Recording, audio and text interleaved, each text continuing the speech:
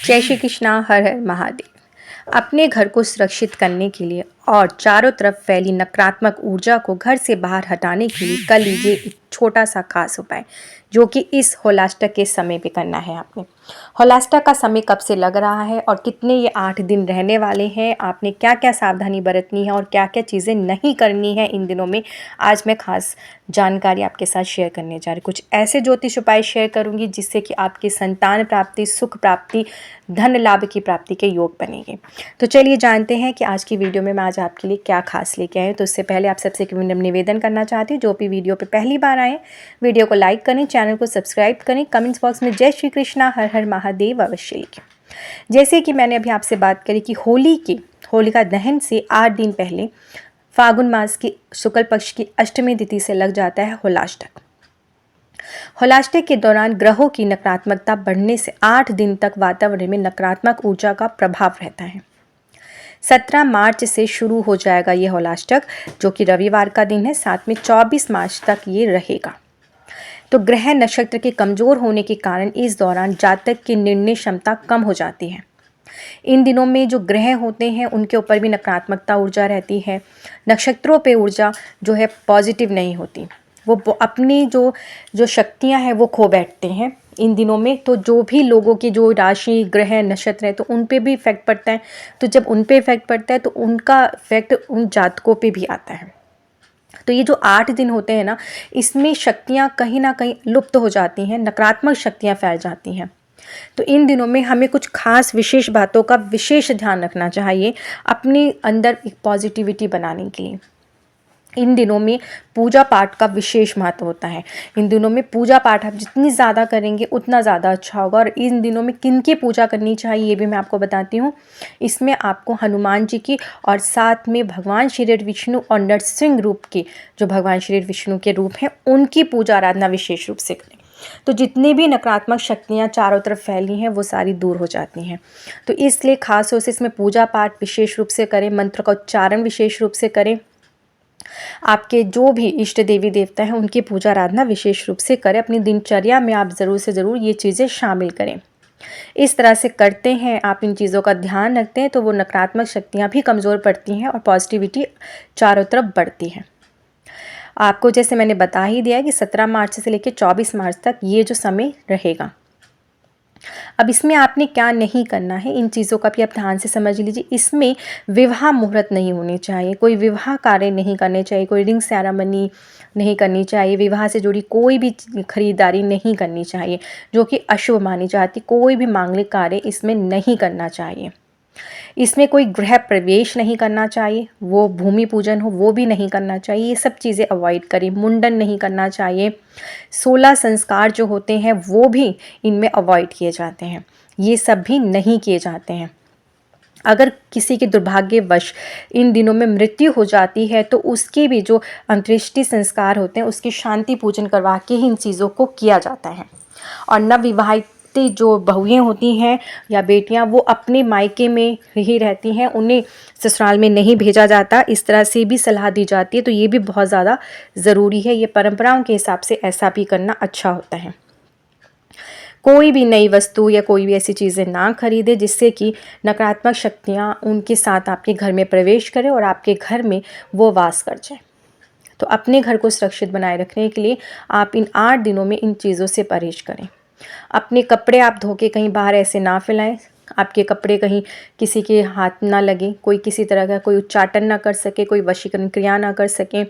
किसी से खाने पीने की चीज़ों में परहेज रखें, किसी से कोई चीज़ें ना लें। तो इन चीज़ों का विशेष रूप से ध्यान रखें इन दिनों में। होलाष्टक को क्यों माना जाता है अशुभ, तो चलिए मैं आपको ये भी बता देती हूँ कि कई लोगों का जो है कि रीज़न कि इन्हें क्यों माना जाता है, तो इसका भी रीज़न बहुत ज़्यादा है। ज्योतिष शास्त्र के अनुसार होलाष्टक के दौरान 8 ग्रह उग्र अवस्था में रहते हैं, क्रोधित होते हैं, उनका प्रभाव पॉजिटिव नहीं आता है। इसीलिए हमारे ये जो 8 दिन होते हैं बहुत ज़्यादा विशेष हो जाते हैं, जिसमें कि नकारात्मक शक्तियाँ चारों तरफ फैलती है। जब ग्रह ही उग्र हो गए तो जातक क्यों नहीं उग्र होंगे। तो आपको मैं बता दूं, जो अष्टमी तिथि होती है पहली, जैसे कि फागुन मास की शुक्ल पक्ष की अष्टमी तिथि के दिन चंद्रमा उग्र होते हैं। नौमी तिथि को सूर्य उग्र होते हैं। दशमी तिथि पर शनि उग्र होते हैं। एकादशी पर शुक्र उग्र होते हैं। द्वादशी पर गुरु उग्र होते हैं। त्रयोदशी तिथि पर बुध उग्र होते हैं। चतुर्दशी पर मंगल और पूर्णिमा तिथि के दिन राहु उग्र स्थिति में रहते हैं। हौलाष्टक के दौरान शुभ और मांगलिक कार्य नहीं किए जाते, यही कारण है। और इस तरह से जब ग्रह उग्र हो गए तो कोई भी कार्य आप ना कीजिए, आपके जीवन में उनका बहुत ही नेगेटिव प्रभाव होगा। साथ में इसमें इतना बुरा प्रभाव होता है कि हर एक राशियों पे इफ़ेक्ट आते हैं, तो हर राशि वाले के जीवन में बेवजह की समस्याएं उत्पन्न होने लगती हैं। तो इन चीज़ों का भी विशेष रूप से आप ध्यान रखें। हौलाष्टक में पूजा का बहुत ज़्यादा विशेष महत्व होता है, जैसे कि मैंने अभी आपसे पहले ही इस बारे में चर्चा करी।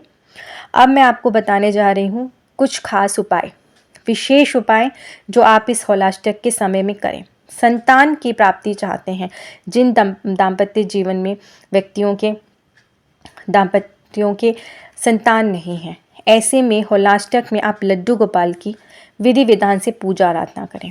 इस दौरान हवन भी करें, जिसमें गाय का शुद्ध घी और मिश्री का इस्तेमाल करें। जो आप हवन करें, आप उसके अंदर मिश्री और घी को मिला लें और उससे हवन करें। लड्डू गोपाल की बड़े ही प्रेम और स्नेह से पूजा करें। इस उपाय को करने से निसंतान को भी संतान प्राप्ति के योग बनने शुरू हो जाते हैं। दूसरा उपाय, करियर में सफलता चाहते हैं तो ज्योतिष उपाय बहुत ही खास है। अगर आप अपने ऑफिस में चाहते हैं कि प्रमोशन हो जाए, तो आप जौ, तिल और शक्कर से हवन करवाएं।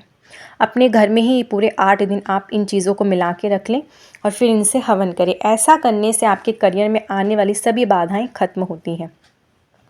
आप जिस भी फील्ड में काम स्टार्ट करेंगे उसमें आसानी से सफलता का स्वाद चख पाएंगे। सिर्फ ये छोटा सा उपाय 8 दिनों में इस तरह से आप हवन ज़रूर करें। धन प्राप्ति के लाभ बनेंगे अगर आप इन 8 दिनों में ये उपाय अपनाते हैं। अगर आपकी आर्थिक स्थिति बहुत ज़्यादा कमज़ोर है, अत्यधिक धन की कामना रखते हैं, तो हौलाष्टक में यह उपाय ज़रूर करें।